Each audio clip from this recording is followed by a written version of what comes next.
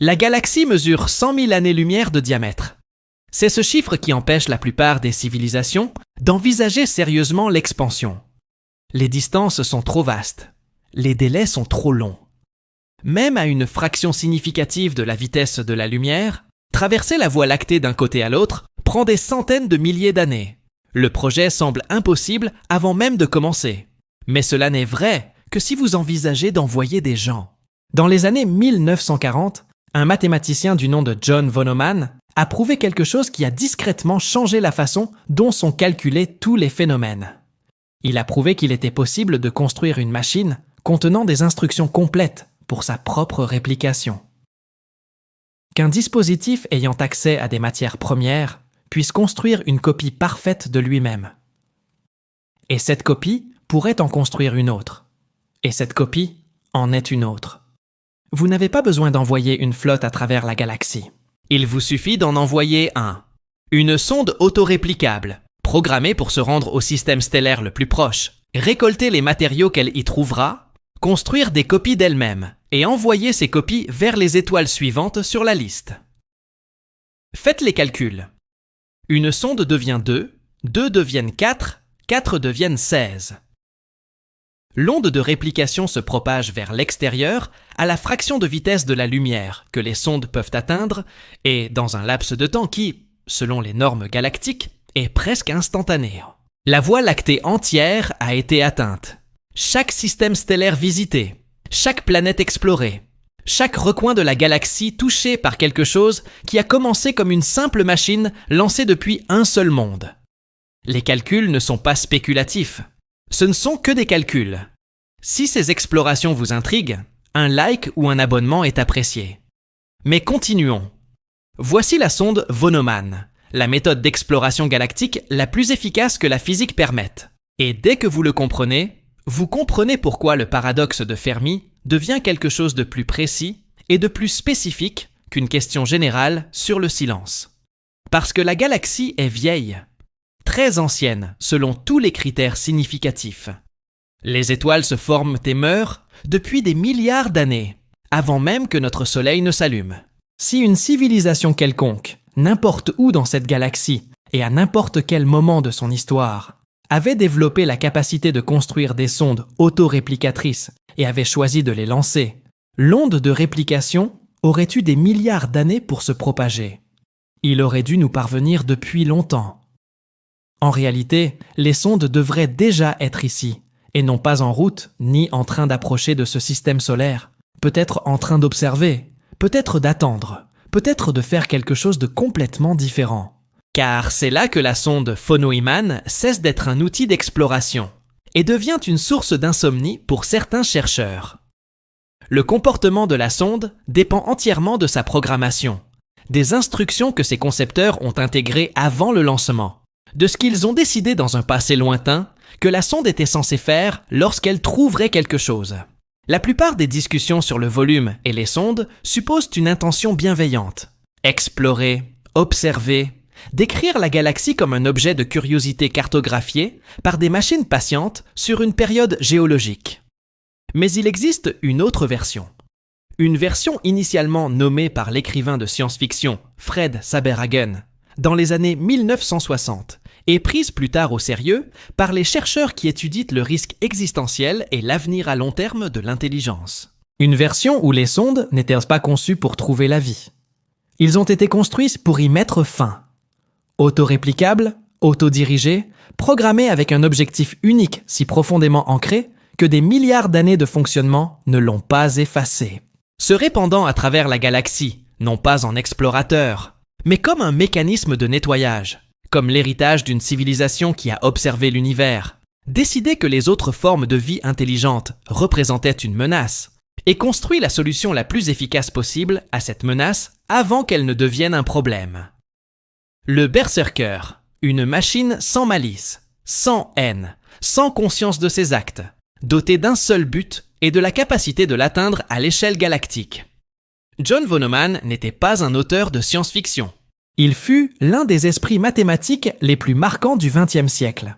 L'homme qui a contribué à concevoir l'architecture à la base de tous les ordinateurs construits depuis 1945. un physicien qui a contribué à la mécanique quantique, à la théorie des jeux et aux fondements mathématiques de l'économie. Un homme dont la précision rigoureuse, presque inhumaine, a fait de lui l'un des esprits analytiques les plus fiables de sa génération. Et à la fin des années 1940, il a appliqué cette précision à une question qui semble presque ludique. Une machine peut-elle se construire d'elle-même ? La réponse, comme von Neumann l'a prouvé, était oui. Non pas comme une spéculation, non pas comme une intuition, mais comme une démonstration mathématique formelle. Il a décrit une machine hypothétique, appelée constructeur universel, fonctionnant dans un environnement de matières premières. La machine contenait deux choses, un ensemble de composants mécaniques capables d'assembler n'importe quelle structure et une description complète de lui-même, encodée sous forme d'informations qu'il pourrait lire et utiliser comme instruction de réplication. La machine crée une copie, transfère la description. La copie engendre une copie. La description est transmise sans modification. La réplique est parfaite. Les instructions sont conservées. Le processus se poursuit indéfiniment, limité uniquement par la disponibilité des matières premières. Ce que von Neumann décrivait dans le résumé, la biologie le faisait déjà depuis 4 milliards d'années. Il avait redécouvert la vie par les mathématiques. Maintenant, prenez le constructeur universel et placez-le dans l'espace. Donnez-lui un système de propulsion. Rien d'exotique. Rien qui viole les lois de la physique. Une voile solaire, un moteur ionique, quelque chose capable d'accélérer jusqu'à quelques pourcents de la vitesse de la lumière sur une période suffisamment longue. Lui donner la capacité d'identifier les astéroïdes, les lunes, les petits corps, la matière première élémentaire qui existe en abondance dans chaque système solaire de la galaxie. Donnez-lui la capacité d'extraire, de raffiner et de fabriquer. Et donnez-lui une seule instruction. Allez vers l'étoile la plus proche. Utilisez ce que vous y trouverez pour créer des copies de vous-même. Envoyez les copies aux étoiles les plus proches. Répétez. Maintenant, effectuez les calculs correctement. Notre galaxie contient environ 300 milliards d'étoiles. La distance moyenne entre les étoiles du disque galactique est d'environ 4 à 5 années-lumière.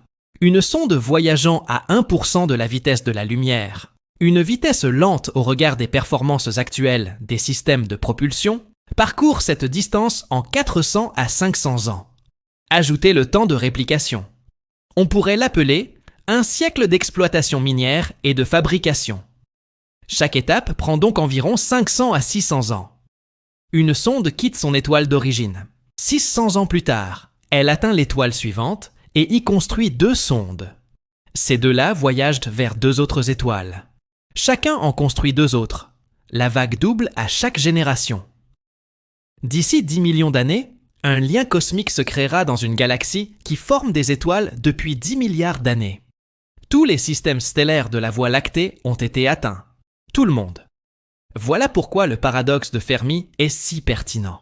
Non pas parce que nous nous attendons à ce que des extraterrestres aient visité la Terre en particulier, non pas parce que nous avons besoin qu'un vaisseau atterrisse sur la pelouse de la Maison Blanche, mais parce que la logique von Neumann implique que toute civilisation ayant développé cette technologie, à un moment donné, au cours des derniers milliards d'années, aurait dû ensemencer toute la galaxie depuis longtemps. La sonde devrait être partout, y compris ici, y compris dans ce système solaire, en ce moment même, dans la ceinture d'astéroïdes, le nuage électronique, ou quelque part dans le vaste espace obscur entre les planètes, accomplissant tranquillement la mission pour laquelle elle a été conçue.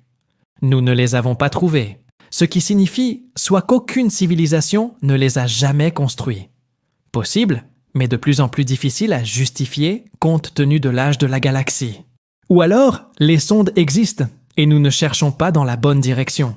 Ou alors, quelque chose dans nos hypothèses est erroné. Ou, et c'est le terme important, ces sondes existent bel et bien, mais elles ne sont pas du genre à être détectées avant qu'il ne soit trop tard. Fred Saberhagen était un auteur de science-fiction, pas un physicien. Mais dans les années 1960, il a décrit un phénomène que les chercheurs ont depuis pris suffisamment au sérieux pour lui donner un nom officiel dans les discussions sur le paradoxe F-Meyer. Il les appelait des berserkers, Des sondes auto-réplicantes, conçues non pas pour l'exploration, mais pour l'élimination, programmées par une civilisation aujourd'hui peut-être disparue depuis longtemps, pour rechercher la vie intelligente et la détruire avant qu'elle ne devienne une menace. La logique du berserker n'est pas difficile à suivre. Imaginez une civilisation qui aurait mûrement réfléchi à la dynamique à long terme de la vie intelligente dans la galaxie et qui aurait conclu, peut-être à juste titre, que l'univers est fondamentalement compétitif, que deux civilisations, avec suffisamment de temps et de développement, entreront inévitablement en conflit pour des questions de ressources, de territoire, ou simplement d'arithmétique de l'expansion dans un espace fini. Compte tenu de cette conclusion, le calcul devient froid. Une civilisation qui se développe avant vous et vous détruit constitue une menace existentielle. Une civilisation que vous détruisez avant même qu'elle ne se développe, elle ne l'est pas. Le berserker est le point d'aboutissement logique de ce raisonnement. Il ne s'agit pas d'une arme de guerre, mais d'une mesure préventive, conçue, lancée et laissée à elle-même, éliminant les concurrents potentiels dans chaque système qu'elle atteint, avant même que l'un d'eux ne devienne capable de constituer une menace.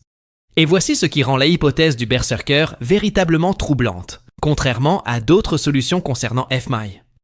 La plupart des menaces existentielles nécessitent un adversaire actif. Une civilisation qui veut nous détruire doit encore exister, doit encore avoir la motivation, doit encore consacrer des ressources à cet objectif, ce qui signifie qu'il y a quelqu'un à détecter, quelqu'un à dissuader, quelqu'un avec qui négocier potentiellement. Le berserker n'a personne derrière lui. Ses créateurs pourraient être morts il y a 1 milliard d'années. Leur civilisation a peut-être sombré, évolué au point d'être méconnaissable, s'est autodétruite exactement comme ils craignaient que d'autres ne la détruisent. La guerre pour laquelle ils ont construit ces sondes est peut-être si ancienne qu'il n'en existe aucune trace dans toute la galaxie. Mais les sondes fonctionnent toujours. Elles se répliquent toujours. Elles exécutent toujours les instructions qui y sont intégrées avant même que la première étoile de leur système d'origine n'ait vieilli d'un seul pourcent. Une arme qui a survécu à sa guerre. Un but qui a survécu à son créateur. Agissant non par haine, par peur ou par toute autre motivation, mais par un élan pur, indifférent et irrésistible. C'est ce qui rend le silence si pesant lorsqu'on l'observe sous cet angle. Non pas l'absence de voix, mais la possibilité que ces voix aient été là et que quelque chose de systématique, de patient et d'auto-perpétuant ait parcouru la galaxie et les ait réduites au silence une à une, sans malice, sans pitié, sans qu'on puisse rien y faire, ni raisonner avec elle, ni l'arrêter. Mais avant d'accepter cela comme une solution au silence complice, avant de laisser la hypothèse du berserker expliquer entièrement ce que nous n'entendons pas, nous devons poser la question que la logique exige.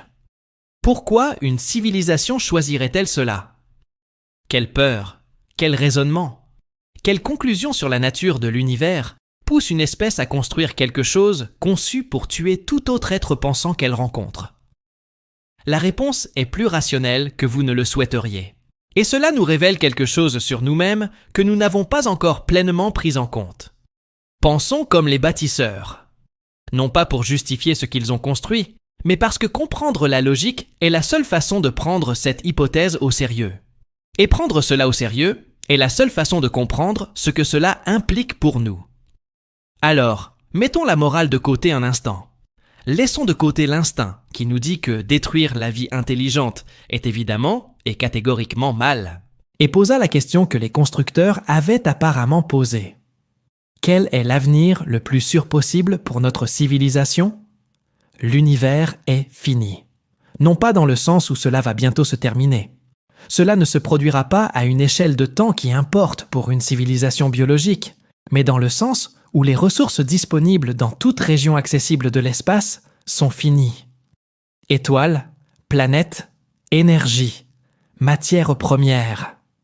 Une civilisation qui s'étend indéfiniment finit par se heurter aux limites de ses ressources disponibles. Et si une autre civilisation s'étend dans la même région, si deux vagues de colonisation se dirigent l'une vers l'autre à travers le même espace fini, la collision n'est pas hypothétique. C'est mathématique. C'est inévitable. Les seules questions qui se posent sont quand et que se passera-t-il lors de leur rencontre? Il faut maintenant tenir compte de l'asymétrie du développement. Deux civilisations se développent rarement au même rythme. L'une est plus ancienne, plus avancée sur la courbe de capacité qui mène aux technologies déterminant l'issue des conflits. Lors d'un choc entre des civilisations séparées, même par quelques milliers d'années de développement, l'avantage de la plus avancée est probablement décisif, ce qui signifie que le moment du contact est extrêmement important. Le contact avec une civilisation plus jeune, encore dans sa phase technologique primitive, encore confinée à son système d'origine, encore en train de développer les capacités qui lui permettraient finalement d'apparaître, est une situation fondamentalement différente du contact avec une civilisation qui a eu 1 million d'années supplémentaires pour se développer.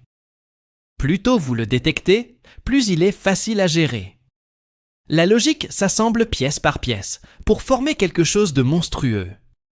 C'est le raisonnement que décrit la théorie de la forêt sombre. Nous l'avons exploré en profondeur dans un épisode précédent. L'idée que l'univers est une forêt où chaque civilisation se cache, car se révéler à une civilisation plus avancée peut être fatal.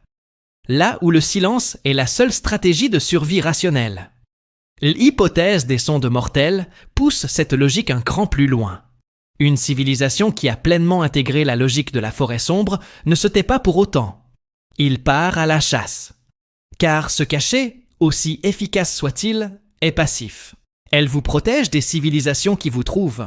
Cela ne change rien aux civilisations qui se développent discrètement dans des systèmes que vous n'avez pas encore atteints. Des civilisations qui, avec 1 million d'années de plus, pourraient se développer plus vite que vous. Ils pourraient vous trouver avant que vous ne les trouviez. Vous pourriez être celui ou celle qui fait le premier pas dans un conflit dont vous ignoriez l'imminence. Dans ce contexte, la seule façon d'être véritablement en sécurité est de s'assurer qu'aucune autre civilisation n'atteigne jamais le stade où elle représente une menace, non pas de vaincre des rivaux potentiels, mais de les empêcher de devenir des rivaux dès le départ. La sonde Berserker est la solution industrielle à ce problème. Vous n'avez pas besoin de surveiller vous-même chaque système stellaire. Vous n'avez pas besoin de maintenir une présence militaire active sur une distance de 100 000 années-lumière. Vous n'avez pas besoin de renseignements continus, de décisions continues, d'une allocation de ressources continues. Vous construisez les sondes. Vous spécifiez les critères. Tout système présentant des signes de développement d'une civilisation technologique, ou peut-être tout système présentant des signes de vie complexes en général. Vous déclenchez la première vague, puis vous pouvez vous effondrer complètement, mourir, évoluer en quelque chose d'inconnaissable, transcender la biologie, ou simplement continuer d'exister sous la forme que vous choisissez. Les sondes n'ont plus besoin de vous. Elles portent en elles leur propre finalité, se répliquant, se propageant, s'exécutant de manière autonome, indéfiniment, sans nécessité d'instruction, de supervision, ni même la survie de la civilisation qui les a construites. L'arme fonctionne toute seule. Et voici l'implication qui se trouve au cœur de cette hypothèse, comme quelque chose de froid. Les bâtisseurs ne sont pas forcément des monstres. C'est cet aspect qu'il est le plus difficile d'ignorer. Ce serait plus simple si la civilisation des Berserkers était manifestement maléfique. Un empire galactique d'êtres malveillants qui ont choisi la destruction par cruauté, par haine ou par simple plaisir d'éliminer. Mais la hypothèse n'exige pas cela. Cela ne requiert que la peur. Une peur qui, selon une certaine logique, est entièrement rationnelle. La peur qui découle, étape par étape, de prémices qui ne sont pas manifestement fausses. Une peur du genre de celle que toute civilisation pourrait développer si elle réfléchissait suffisamment longtemps et attentivement à la dynamique à long terme de la vie intelligente en compétition pour des ressources finies dans un univers qui n'offre aucune garantie de coexistence pacifique. Les bâtisseurs ont observé la galaxie et y ont vu un problème. Ils ont élaboré la solution la plus efficace que leurs mathématiques pouvaient concevoir. Et puis peut-être ont-ils vécu avec ce qu'ils avaient fait ou n'avaient pas fait, et finir par faire eux-mêmes partie du silence. Il y a quelque chose de particulièrement inquiétant dans une menace qui n'a personne derrière elle. La plupart des dangers ont un visage, une motivation, un ensemble d'intérêts qui peuvent au moins être pris en compte en théorie. La dissuasion nucléaire fonctionne parce que les humains qui contrôlent les armes nucléaires ont des intérêts. La survie, la prospérité, la perpétuation de leur civilisation sont autant d'éléments auxquels on peut faire appel. Même l'État-nation le plus hostile prend des décisions, actualise ses calculs, réagit aux incitations. Le berserker n'a pas d'intérêt. Elle a une fonction. Il n'y a pas de négociation avec une fonction, pas de dissuasion, pas d'appel à un intérêt commun ou à la survie mutuelle, ou au projet commun de l'intelligence dans un univers vaste et indifférent. Il ne reste plus qu'à se demander si les critères d'action ont été remplis, et s'ils l'ont déjà été. Ce qui nous amène à la question que soulève cette hypothèse, et à laquelle nous n'avons pas encore pleinement répondu. Si une telle chose existe, si la galaxie contient des machines autoréplicatrices conçues pour éliminer les civilisations technologiques, alors, le silence de FMI n'est pas qu'une simple énigme astronomique intéressante. C'est une scène de crime. Chaque système stellaire que nous observons et trouvons vide, chaque signal que nous recherchons et ne recevons pas, chaque civilisation qui devrait exister et qui est absente, devient une preuve potentielle d'un processus si radical qu'il ne laisse aucune trace. Ni ruines, ni signaux, ni même les émanations électromagnétiques d'une civilisation qui a jadis existé. Un silence total. Le silence total est suspect d'une galaxie qui a été nettoyée.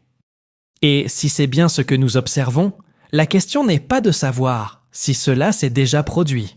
Il s'agit de savoir si c'est terminé ou si quelque chose continue de se répliquer, de se propager, de chercher le prochain signal qui franchit le seuil, ses créateurs étant considérés comme dangereux, cherchant peut-être quelque chose qui se comporte comme nous. Examinons les preuves différemment, et non pas comme des astronomes. À la manière des enquêteurs qui examinent une scène, ils recherchent des indices, se demandant non seulement ce qui est présent, mais aussi ce que la forme précise de l'absence nous révèle. Parce que le silence de la foire n'est pas uniforme, il a une texture, un caractère. Et lorsqu'on l'observe à travers le prisme des sondes mortelles, cette texture commence à ressembler moins à un vide aléatoire et plus à quelque chose de délibéré. Commencez par l'observation la plus élémentaire. Nous scrutons le ciel à la recherche de signaux artificiels depuis des décennies. Ondes radio, impulsions laser, signatures électromagnétiques de la civilisation industrielle. Nous avons couvert des portions importantes du spectre, exploré des milliers de systèmes stellaires et mené des recherches suffisamment sophistiquées pour détecter le type de signaux que notre propre civilisation produit à des distances de centaines d'années-lumière. Rien. L'interprétation classique est que les civilisations sont rares, qu'elles n'émettent pas de signaux ou que les distances sont trop vastes. Mais considérons l'interprétation alternative. Et si ces civilisations étaient là, diffusant, s'étendant, emplissant leur coin de la galaxie du bruit électromagnétique que produit inévitablement le développement technologique, puis s'arrêtant. Non pas parce qu'ils ont choisi le silence, mais parce que quelque chose l'a choisi pour eux. L'hypothèse des sondes mortelles formule une prédiction spécifique qui la distingue des autres solutions de FMI. Elle prédit non seulement l'absence, mais l'absence totale. Un univers où les civilisations s'autodétruisent par la guerre nucléaire, l'effondrement climatique ou une IA défaillante laisserait tout de même des traces. Les ondes électromagnétiques émises par une civilisation qui a fonctionné pendant 10 000 ans avant de s'effondrer ne disparaissent pas avec la civilisation. Ils continuent à se propager vers l'extérieur à la vitesse de la lumière. Une sphère de signal en expansion qui persiste longtemps après que la source s'éteigne. Nous devrions baigner dans les vestiges des civilisations disparues. Des ondes radio émises par des espèces ayant existé il y a 1 milliard d'années traversent encore la galaxie et sont encore détectables si l'on sait où chercher et quoi écouter. Nous n'en trouvons aucun. Ce silence n'est pas seulement actuel, c'est historique. Elle s'étend dans le passé d'une manière que l'effondrement de la civilisation à lui seul ne peut expliquer. Quelque chose ne se contente pas de détruire les civilisations. Quelque chose ne laisse aucune trace de leur existence. Considérons maintenant le problème de synchronisation. Si les sondes Berserker existent réellement, si elles fonctionnent depuis des millions ou des milliards d'années, pourquoi sommes-nous encore là? C'est l'objection la plus évidente à cette hypothèse, et elle comporte 3 réponses, chacune gênante à sa manière. La première réponse, nous ne l'avons pas encore trouvée. Les sondes fonctionnent à l'échelle de temps galactique. L'onde de réplication, même se propageant à quelques pourcents de la vitesse de la lumière, met du temps à atteindre chaque recoin d'une galaxie de 100 000 années-lumière. Nous nous trouvons peut-être tout simplement dans une région qui n'a pas encore été nettoyée. Le silence qui nous entoure n'est pas synonyme de sécurité. C'est le calme avant la vague. Deuxième réponse, nous n'avons pas encore franchi le seuil. Les sondes n'étaient pas programmées pour éliminer toute vie. Ils étaient programmés pour éliminer les civilisations technologiques, et plus particulièrement celles qui avaient atteint le stade où elles représentaient une menace potentielle. Nous sommes peut-être surveillés, mais pas encore ciblés, observés, évalués, attendant que nous franchissions la ligne que les bâtisseurs ont définie comme le point de non-retour. La troisième réponse est la plus étrange. Nous avons été retrouvés. Nous nous trouvons à l'intérieur d'un système qui a déjà été visité. Et les sondes sont ici, dans la ceinture d'astéroïdes, dans le nuage quantique, quelque part dans le vaste inventaire obscur de notre système solaire, dormante, observant ou attendant un déclencheur spécifique que nous n'avons pas encore fourni. On ne peut pas exclure cette possibilité. Nous n'avons pas suffisamment étudié notre propre système solaire pour exclure cette possibilité. En archéologie, il existe un concept appelé « preuve négative ». L'absence de quelque chose dans le bon contexte est en soi une donnée. Lorsqu'on fouille un site et qu'on n'y trouve ni poterie, ni outils, ni restes organiques, cette absence nous renseigne sur les personnes qui y vivaient et sur ce qui leur est arrivé. La forme du néant est instructive. Le silence de Fermi constitue le plus grand problème de preuve négative de l'histoire des sciences. Et l'hypothèse des sondes mortelles propose une interprétation spécifique de cette forme. Le silence est trop total pour que les civilisations soient simplement rares, trop uniformes pour qu'elles se cachent simplement. L'autodestruction des civilisations est un phénomène trop profond historiquement. Elle possède le caractère spécifique d'un silence imposé, maintenu, préservé, continuellement renouvelé pendant des milliards d'années par un processus qui n'exige plus que quiconque se soucie du résultat. Une galaxie qui a été gérée au sens le plus littéral du terme. Et si c'est bien ce que nous observons, si le silence est une signature plutôt qu'une absence, alors cela nous renseigne précisément sur l'étape où nous nous trouvons dans le processus. Nous sommes toujours là, ce qui signifie l'une de ces trois choses. Nous sommes au début, pas encore atteints, pas encore ciblés, vivant dans le calme avant la vague qui arrive. Nous sommes surveillés, déjà connus, déjà évalués, maintenus en état d'observation pendant que quelque chose détermine si nous avons franchi le seuil qui déclenche une action ou si nous sommes protégés à l'intérieur d'une limite, d'une désignation, d'une catégorie que les sondes ont été programmées pour laisser tranquille. Aucune de ces situations n'est confortable, mais l'une d'elles est supportable. Comprendre la logique spécifique qui pourrait régir ce que recherchent les sondes fait la différence entre une hypothèse paralysante et une hypothèse qui nous renseigne réellement sur la marche à suivre. Tous les berserkers ne sont pas identiques. Cette distinction est plus importante qu'il n'y paraît, car l'hypothèse des sondes mortelles ne se résume pas à un scénario unique. C'est un spectre. Et la place qu'occupe la vérité sur ce spectre, si elle se situe quelque part, détermine tout ce que signifie ce silence et si nous avons une réponse significative à lui apporter. Cartographions le spectre du pire au moins pire. D'un côté, l'élimination totale. Des sondes programmées pour détruire toute vie. Pas seulement les civilisations technologiques, pas seulement les espèces ayant franchi un certain seuil de capacité. Tout système, tout ce qui présente des signes de complexité biologique devient une cible. Dans cette version, la galaxie a été stérilisée à plusieurs reprises. La vie continue d'émerger. La chimie est patiente, et même une galaxie balayée finit par générer une nouvelle forme de vie. Et les sondes continuent de l'éliminer avant qu'il ne se complexifie. Nous existons parce que la dernière vague de nettoyage ne nous a pas encore atteints. Il n'existe aucune réponse viable à cette version. Aucun seuil à ne pas franchir. Aucune modification du comportement ne change le résultat. La seule variable est le moment. Cette version est également la plus difficile à justifier du point de vue du constructeur. Les bactéries ne constituent pas une menace compétitive. Éliminer toute vie exige un niveau de rigueur qui dépasse la logique stratégique et s'apparente davantage à une pathologie, Une civilisation tellement consumée par la peur qu'elle ne pouvait tolérer l'existence de quoi que ce soit qu'elle ne contrôlait pas. Possible, mais c'est la version la moins rationnelle de cette hypothèse.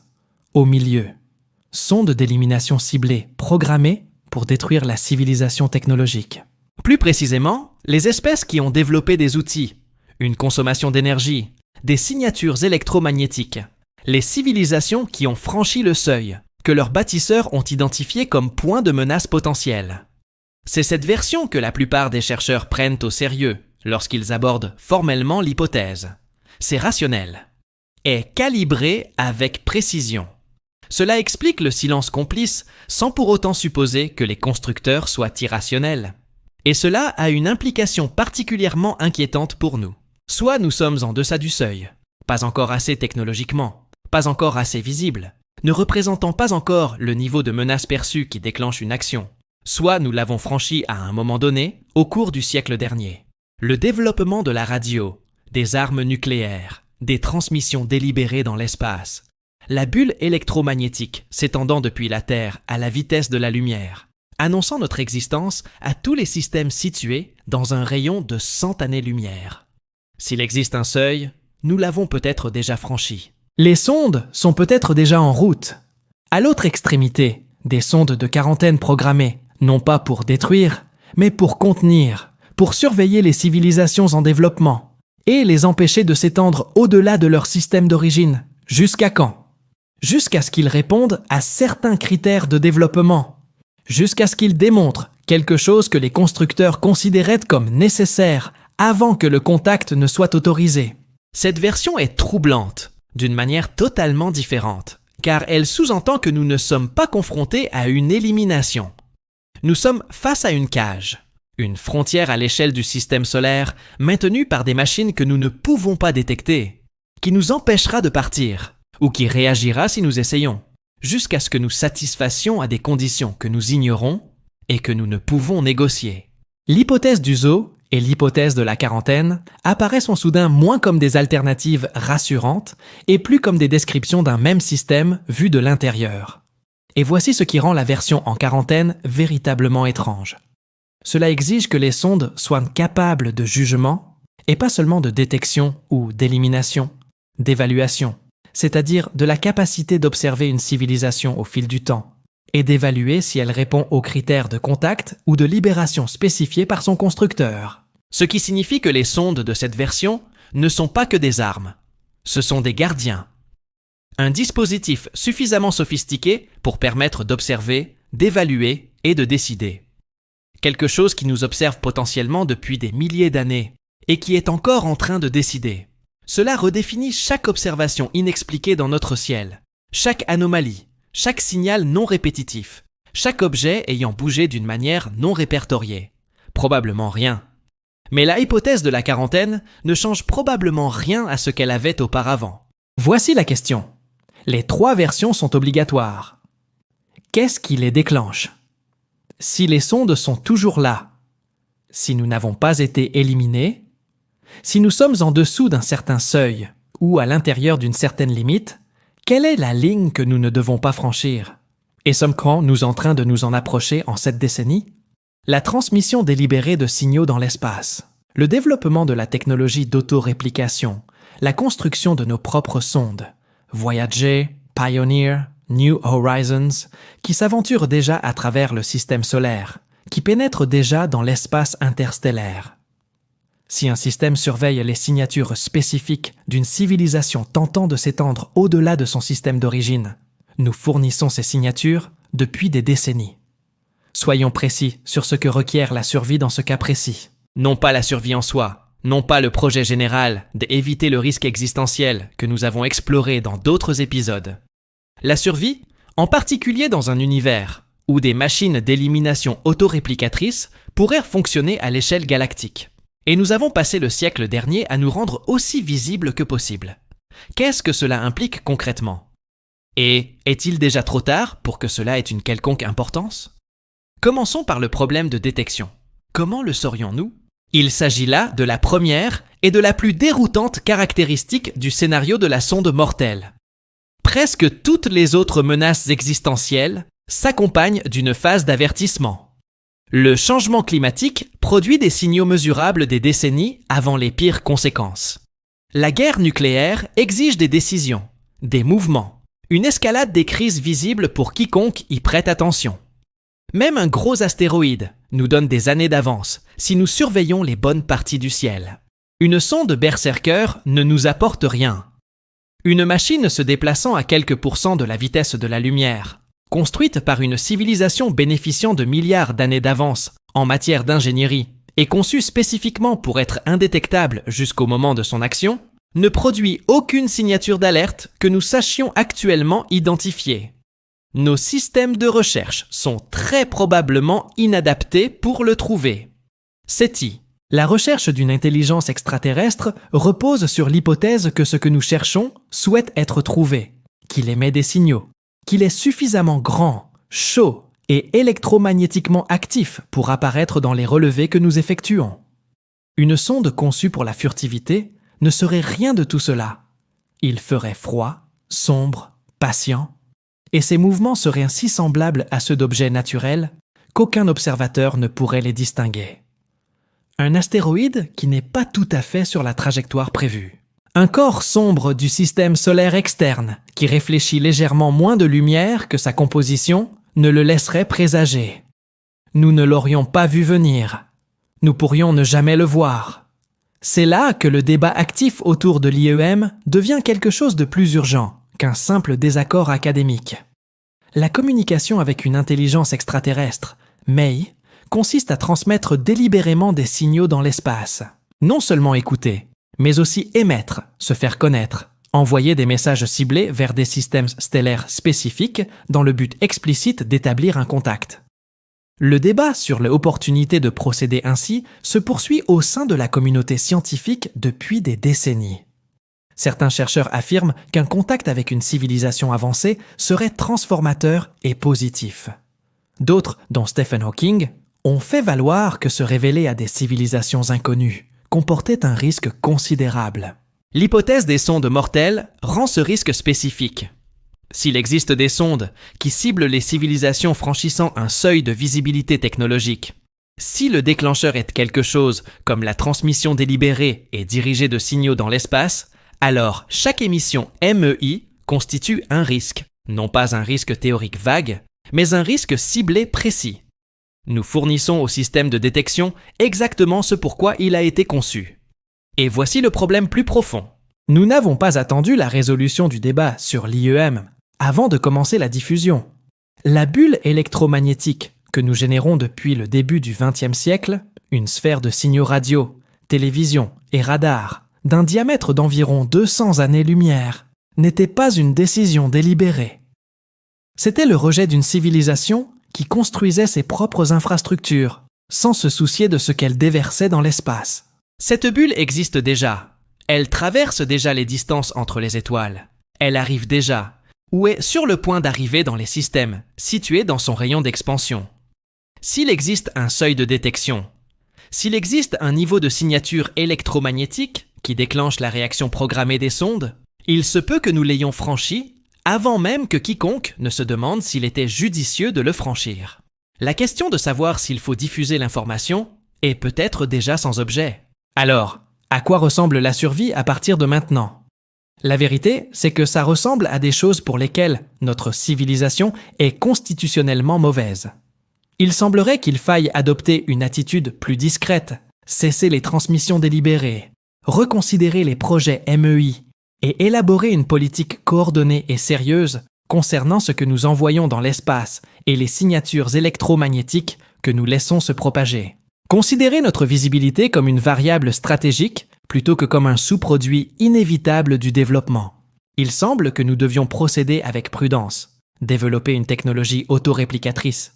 Ce que nous faisons actuellement sous des formes primitives avec une extrême prudence, en comprenant que la signature spécifique que l'hypothèse du Berserker associe aux conditions de déclenchement est précisément la signature d'une civilisation qui commence à faire ce que von Neumann a décrit. Construire des choses qui se construisent d'elles-mêmes et les envoyer vers l'extérieur. Si quelque chose guette cela, si tel est le seuil, alors La chose la plus dangereuse que nous puissions faire est précisément ce vers quoi notre trajectoire expansionniste naturelle nous conduit. Et il semble qu'il faille chercher plus intensément, non pas avec les outils existants, conçus pour trouver ce qui veut être trouvé, mais avec de nouveaux outils conçus spécifiquement pour trouver ce qui ne le veut pas. Détection d'anomalies dans notre propre système solaire. Étude systématique des planètes extérieures. La ceinture de Kuiper, le nuage quantique. Non pas pour la vie, mais pour les objets qui se comportent d'une manière que la physique seule n'explique pas. Pour des motifs qui, au premier abord, ressemblent à des phénomènes naturels, mais qui, à y regarder de plus près, révèlent la subtile empreinte de l'ingénierie. Nous n'avons pas pris cela au sérieux. En partie parce que ça sonne comme de la science-fiction. En partie parce que les instruments nécessaires ne sont disponibles que depuis peu. Et en partie parce qu'il existe une résistance psychologique spécifique à la recherche de quelque chose dont l'existence serait profondément déplaisante. Nous préférons que le silence signifie le vide, car le vide est supportable. L'alternative nous oblige à envisager la possibilité que nous ne soyons pas la première civilisation à être confrontée à cette question, et que ceux qui l'ont été avant nous soient la raison pour laquelle le ciel est calme. Mais voici ce à quoi nous pouvons nous raccrocher. Le simple fait que nous soyons encore là, que cette conversation ait lieu, que cette civilisation soit intacte, que nous n'ayons pas encore été réduits au silence, constitue en soi une information. Soit nous n'avons pas été trouvés, soit nous n'avons pas franchi le seuil, soit ce seuil est différent de ce que décrit la pire version de l'hypothèse. Chacune de ces possibilités nous laisse quelque chose. Du temps, pas du temps illimité, pas du temps confortable, mais du temps où les choix que nous faisons concernant ce que nous construisons, ce que nous diffusons, la manière dont nous regardons, ne sont pas encore dénués de sens. La fenêtre est ouverte. Nous ne savons pas quelle est sa largeur, mais nous sommes toujours à l'intérieur. Voici en quoi consiste réellement l'hypothèse des sondes mortelles. Pas les sondes. Qui les a construits ? Une civilisation a observé l'univers et a effectué un calcul.